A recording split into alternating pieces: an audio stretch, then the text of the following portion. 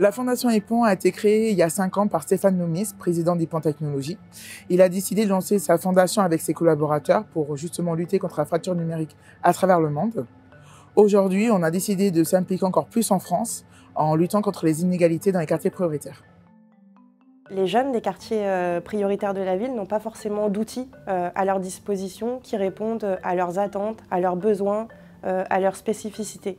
Et nous, dans le cadre de nos engagements, de nos valeurs, mais aussi de nos compétences technologiques, on a eu envie de s'engager pour essayer d'aller répondre à ces besoins, à ces attentes, en développant des outils qui puissent répondre à des politiques publiques et à des enjeux qu'ont les quartiers populaires. Donc l'ambition, elle est double. Elle est à la fois de permettre aux jeunes de se connecter, de se reconnecter à toutes les opportunités qui peuvent exister sur son territoire, dont il peut bénéficier, dont il devrait bénéficier, dont il ne bénéficie pas forcément, faute d'informations. Et pour les villes, c'est de les accompagner dans la construction, la valorisation de leur politique publique jeunesse et aussi de valoriser la question de la démocratie, de la démarche de co-construction avec ces jeunes sur son territoire.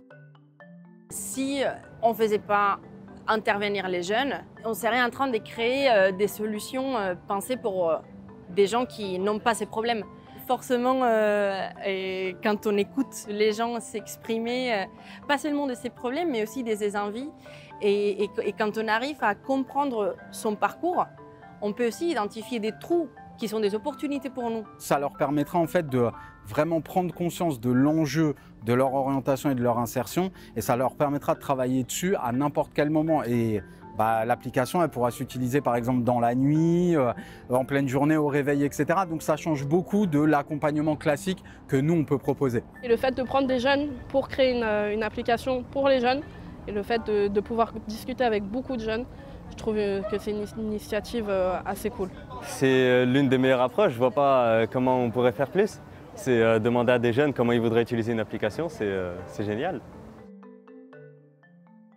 C'est un travail continu auprès des jeunes, des agents publics et des élus pour comprendre réellement leurs problèmes et d'imaginer une solution.